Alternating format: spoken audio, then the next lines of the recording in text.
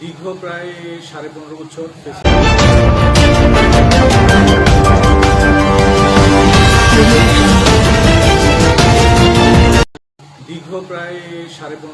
Fascist Awami সরকারের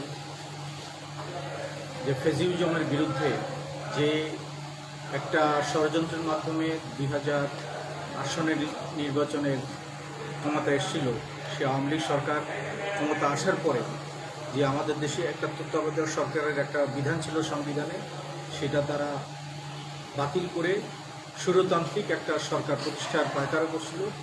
তখন থেকে বিএনপি সহ তাদের সম্ভাবনা যে জোট, তার সঙ্গে আমাদের ন্যাশনাল ডেমোক্রেটিক পার্টি সহ অন্যান্য দল আন্দোলন করে আসছিল রাজপথে।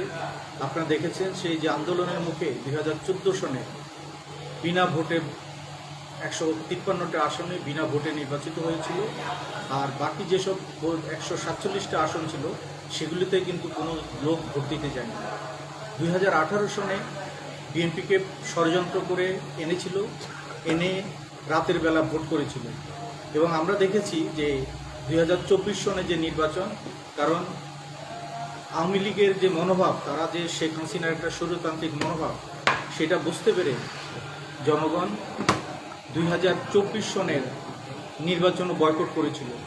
তার সঙ্গে বিএনপির সঙ্গে আমরা সমমনা জুটেছিলাম, আমাদের ন্যাশনাল ডেমোক্রেটিক পার্টি, এবং আমরা রাস্তা আন্দোলন করেছি।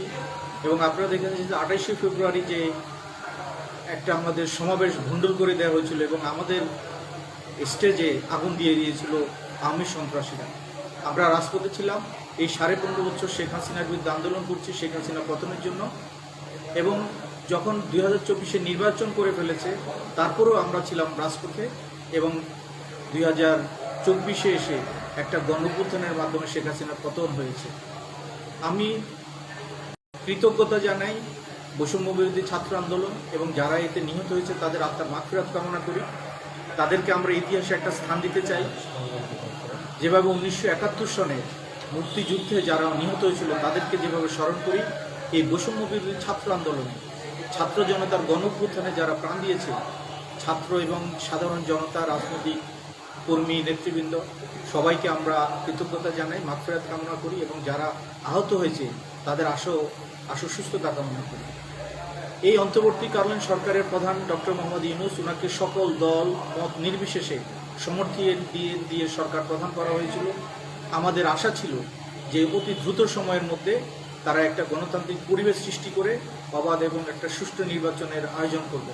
কিন্তু আমরা দেখেছি যখন অন্তর্বর্তীকালীন সরকারের কয়েক মাস চলে গেল, নির্বাচন নিয়ে তাদের যে দায়িত্ব ছিল তারা খুব স্লো যাচ্ছিল। তখন আসলো সংস্কার। আমরা যখন বিএনপির সঙ্গে আন্দোলন করেছিলাম 2022 সনে, বিএনপির সঙ্গে আমরা 31 দফা একটা সংস্কারের একটা আমরা সমঝোতাতে এসেছিলাম, যে 31 দফায় যেসব সংলাপ আপনারা এখন দেখছেন এর অধিকাংশই সংস্কার ছিল। কিন্তু এখন নতুন করে কিছু লোক যারা জানে যে তারা যদি অবাধ এবং সুষ্ঠু নির্বাচন হয় তাহলে ক্ষমতা আসবে না, তারা ষড়যন্ত্র করে এই সরকারের উপর চাপ দিয়ে বিভিন্ন ইস্যু তৈরি করে নির্বাচনকে বিলম্বিত করার চেষ্টা করে যাচ্ছে। এবং আমরা দেখেছি যে এখন নতুন নতুন সংস্কার কমিশন যে প্রস্তাবগুলি নিয়ে আলাপ আলোচনা করেছে, এখন নতুন নতুন করে সংস্কারের কথা আসে, যার মধ্যে পিআর পদ্ধতি একটা প্রধান হয়ে গেছে। আপনারা জানেন বা আমি মনে করি যারা এইসব পিআর পদ্ধতি নিয়ে কথা বলছেন তারা আসলে এটা নিয়ে কখনো স্টাডি করেন নাই, গবেষণা করেন নাই, না জেনে শুধুমাত্র একটা উদ্দেশ্য, যেন বিএনপি ক্ষমতা আসতে না পারে, যেন তারা দীর্ঘ সময় এই সরকার থাকে এবং এই সরকার থেকে তারা যেন সুযোগ সুবিধা নিতে পারে, সেই পরিকল্পনায় তারা এইসব করছে। আমরা দেখেছি, আমরা যখন এই দাবিটা হলো, আমরা রিসার্চ করলাম, আমরা পড়ালেখা করে দেখলাম যে পৃথিবীর যেসব দেশে পিআর পদ্ধতি আছে সেই দেশের সংস্কৃতি, সেই দেশের মানুষের মানসিকতা এবং পরিস্থিতি কিন্তু এক নয়।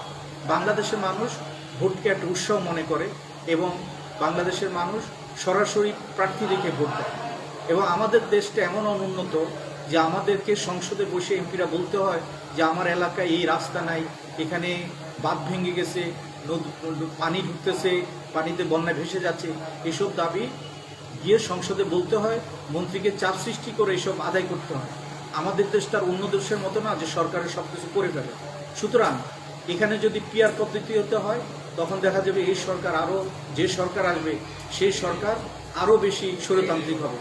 কারণ জনগণের কোনো প্রার্থী দেখবে না, তখন যে দলগুলি থাকবে দলটা নিজেরা টাকা পয়সা নিয়ে প্রার্থীদেরকে নমিনেশন দিবে এবং তারা কোনো কষ্ট ছাড়া এবং কোনো ব্যয় ছাড়া তারা নির্বাচিত হয়ে আসবে। তাই আমি ন্যাশনাল ডেমোক্রেটিক পার্টির পক্ষ থেকে পিআর পদ্ধতিকে আমরা সমর্থন করি না। আমরা চাই যে ওয়েস্টমিনিস্টার পদ্ধতিতে যেভাবে বিগত দিনে আমাদের দেশে ভোট হয়ে আসে সেইভাবে ভোটে জনগণ সংসদ নির্বাচন করবে। এখন আমাদের দাবি সরকারের নিকট যে সরকার যে ম্যান্ডেট নিয়ে এসেছিল, সরকারের মূল কাজ ছিল যারা এই 15.5 বছর ফ্যাসিস্ট সরকার দুর্নীতি করে গেছে তাদের বিচার করা, যারা সন্ত্রাসী ছিল তাদের বিচার করা এবং একটি অবাধ, নিরপেক্ষ এবং গ্রহণযোগ্য নির্বাচনের আয়োজন করা। আমরা দেখতে পাচ্ছি যে সরকার এখনও আমরা চোখে পড়ার মতো দৃশ্যমান কোনো কাজ দেখছি না যেটাতে আমরা বুঝতে পারি যে আগামী ফেব্রুয়ারিতে নির্বাচন হবে। তাই সরকারের কাছে আমরা দাবি করি যে অতি শীঘ্রই তারা যেন একটা রোডম্যাপ দেয় এবং সেই ব্যবস্থা নেয়, যেহেতু একটা গণঅভ্যুত্থানের সরকার পরিবর্তন হয়ে এখন একটা অবাধ নির্বাচন হবে। এখানে যারা আওয়ামী লীগের দোষর ছিল তাদেরকে প্রশাসন থেকে সরাতে হবে এবং নতুনভাবে ঢেলে সাজিয়ে পুলিশ প্রশাসনকে আরও শক্তিশালী করতে হবে, করে নির্বাচনের ব্যবস্থা করতে হবে।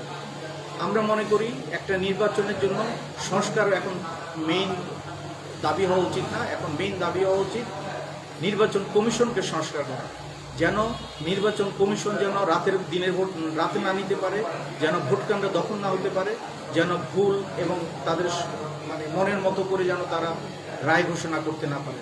তা আমাদের দাবি হচ্ছে আমাদের এখন একমাত্র কাজ হওয়া উচিত দেশের আইনশৃঙ্খলা পরিস্থিতি স্বাভাবিক করার ব্যবস্থা নেওয়া এবং নির্বাচন কমিশনকে সংস্কার করে একটি অবাধ, সুষ্ঠু এবং নিরপেক্ষ নির্বাচনের ব্যবস্থা করা। স্যার, দীর্ঘ 16-17 বছর মানুষ ভোট দিতে পারে না। আগামী নির্বাচন নিয়ে আপনি দেশবাসীকে কি বার্তা দিতেছেন আজকের এই এখান থেকে? আমাদের দেশের মানুষ ভোটকে উৎসবের মতো করে পালন করে।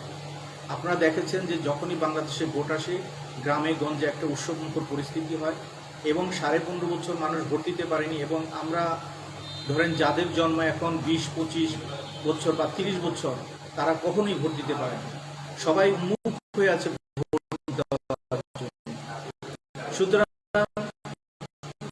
জনগণকে বলবো আপনারা সজাগ থাকুন, যেন কোনো অবস্থাতে যেন পিআর পদ্ধতিতে ভোট হয়ে আমরা যে আকাঙ্ক্ষা আমরা ভোট প্রার্থীকে ভোট দিব, যোগ্য প্রার্থীকে আমরা ভোট দিয়ে আমাদের দেশের সাংসদ নির্বাচন করব, সেটা যেন কোনো ষড়যন্ত্রের জন্য যেন এটা বাতিল না হয়ে যায়, সেটার জন্য সবাই।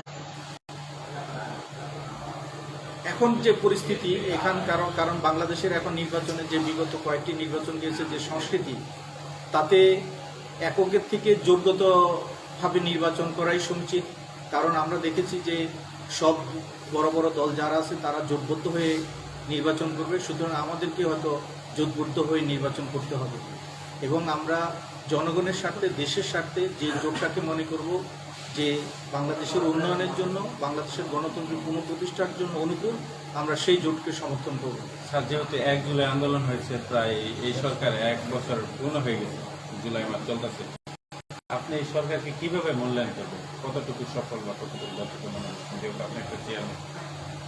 এই সরকারের যে প্রধান উপদেষ্টা ডক্টর মোহাম্মদ ইউনূস, এই সরকার যে প্রধান উপদেষ্টা ডক্টর মোহাম্মদ ইউনূস, উনি বিদেশে এবং দেশে সবার কাছে সমর্থিত। আমরা তাকে পূর্ণ সমর্থন দিয়েছি এবং আমরা প্রয়োজনীয় সমর্থন আরও দিতে চাই। কিন্তু আমরা লক্ষ্য করেছি যে সরকারের মধ্যে কিছু স্বার্থান্বেষী মহল আছে যারা এই সরকারকে দীর্ঘায়িত করতে চায়। হয়তো ডক্টর ইউনূসও তাদের সঙ্গে হয়তো পেরে উঠছেন না, তবে আমি এই ব্যর্থ বলবো না, তবে তাদেরকে আমি শুধু বলবো এই সরকার তাদের প্রতিটি কর্মকাণ্ডে যদি রাজনৈতিক দলের সঙ্গে যদি বসে কথা বলে যদি তারা পরিকল্পনা করত তাহলে তারা আরও সফল হতো এবং নির্বাচনটা দেওয়া খুব সহজ হতো এবং দেশের আইনশৃঙ্খলা পরিস্থিতি নিয়ন্ত্রণে আনাও সহজ হতো। ধন্যবাদ।